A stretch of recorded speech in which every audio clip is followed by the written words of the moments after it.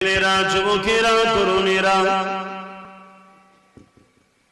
আজ তোমাকে আমাকে দুনিয়া লুটিয়ে নিল, আজ তোমাকে আমাকে দুনিয়ার ফিতনা জড়িয়ে ফেললো। এ ছেলেরা, যুবকেরা, আজ তোমাকে আমাকে দুনিয়ার মুসিবত জড়িয়ে ধরে ফেললো। এসব থেকে ছেড়ে দিয়ে আমার আল্লাহর কদমে আসো, তওবা বেশি বেশি করো, সিজদায় পড়ে চোখের পানি ফেলে বলো, আল্লাহ এই ফিতনা থেকে বাঁচতে চাইছি, বাঁচতে পারছি না।